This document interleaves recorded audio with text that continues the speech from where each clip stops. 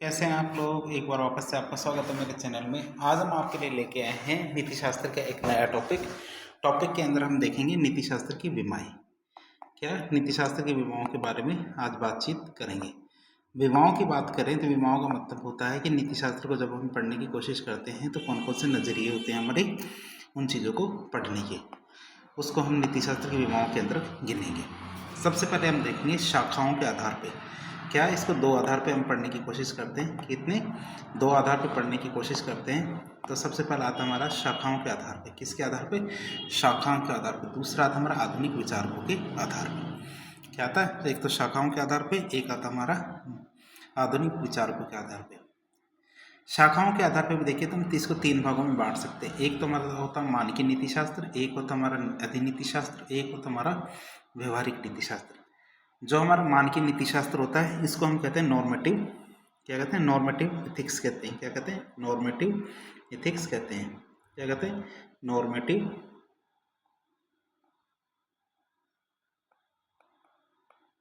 कहते हैं ना, नॉर्मेटिव एथिक्स कहते हैं। और अधिनीति शास्त्र होता है दूसरा।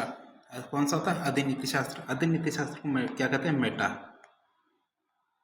मेटा एथिक्स कहते हैं। और तीसरा होता है हमारा व्यवहारिक नीति शास्त्र। तो सबसे पहला आता है हमारा नॉर्मेटिव एथिक्स, या फिर जिसे जो हम क्या कहते हैं? मानकीय नीति शास्त्र कहते हैं।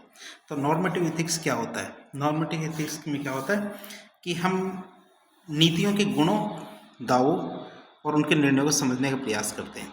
क्या करते हैं कि अच्छाई क्या होती है, हम अच्छे और बुरे में कैसे अंतर समझ सकते हैं, इस तरह के सवाल का जवाब पाने की कोशिश करते हैं। तो मानकीय नीति शास्त्र में क्या होते हैं कि जैसे कि अच्छाई क्या होती है, हम अच्छे और बुरे में अंतर कैसे समझ सकते हैं, हम इन सब सवालों की कोशिश करते हैं, इन सवालों को जानने की।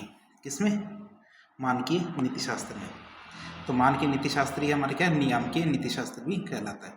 ये भी तीन प्रकार का होता है। एक तो हमारा परिणाम निरपेक्ष नीति शास्त्र होता है, एक होता है हमारा परिणाम सापेक्ष नीति शास्त्र, एक होता है हमारा सद्गुण नीति शास्त्र। जो हमारा परिणाम निरपेक्ष नीति शास्त्र का मतलब कि कोई भी कार्य अच्छा है या बुरा है, ये परिणाम के आधार पे निर्धारित नहीं होता है। क्या? परिणाम के आधारित निर्धारित नहीं होता है। अर्थात यदि आप अच्छा उद्देश्य लेके कार्य करते हो और उसके बावजूद या उसके बाद यदि आपको वो इच्छित परिणाम प्राप्त नहीं होते हैं तो भी आपके कार्य सत्कर्म ही माने जाएंगे। ये परिणाम निरपेक्ष नीति शास्त्र कहलाएगा। अर्थात परिणाम पर जिसका वश नहीं है या परिणाम पर जिसको निर्भर नहीं करता है। इसके हमारे प्रवर्तक कौन कौन थे? हमारे इमैनुअल कांट, भगवत गीता और अंतःप्रज्ञावादी। ये हमारे क्या है? परिणाम निरपेक्ष नीति शास्त्री कहलाते हैं। दूसरा होता है परिणाम सापेक्ष नीति शास्त्र। इसमें आते हमारे कौन कौन? स्वार्थवाद, सुखवाद, उपयोगितावाद, विकासवादी और आत्मपूर्णतावादी। ये हमारे क्या है? स्वार्थवाद, सुखवादी, उपयोगितावादी, विकासवादी और आत्मपूर्णतावादी। ये हमारे क्या है? परिणाम सापेक्ष नीति शास्त्र के अंदर गिने जाते हैं। फिर आता है सद्गुण नीति शास्त्र के अंदर हम किन किन को गिनते हैं? सुकरात, प्लेटो, अरस्तु, कन्फ्यूशियस। इन सब को हम डिटेल से पढ़ेंगे आगे वाले लेक्चरों में, आने वाले लेक्चरों में हम सब इनको डिटेल से पढ़ेंगे।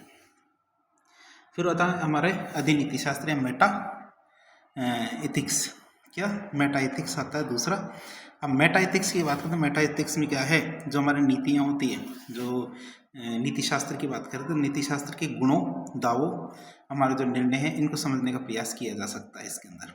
क्या? इसके अंदर इन सब को समझने का प्रयास किया जाता है। कौन सी चीज़ अच्छी है, कौन सी चीज़ बुरी है। तो इसमें हम मीमांसीय तत्वों का उपयोग करते हैं इनको समझने के लिए। किसका? मीमांसीय जो तत्व होते हैं इनका उपयोग करते हैं इन चीज़ों को समझने के लिए। तो इसमें आता है हमारा मेटा एथिक्स।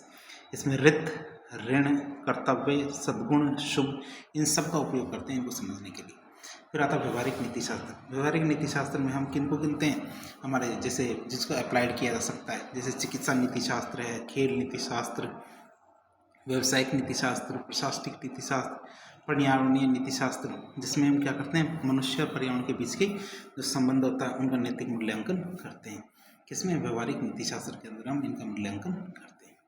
फिर बात करें आधुनिक विचारकों के आधार पर नीति शास्त्र को पढ़े तो इसमें हम 4 नीति शास्त्रियों को पढ़ेंगे। मार्क्सवादी नीति शास्त्र, नारीवादी नीति शास्त्र, अश्वेत नीति शास्त्र और फ्रायड का नीति शास्त्र।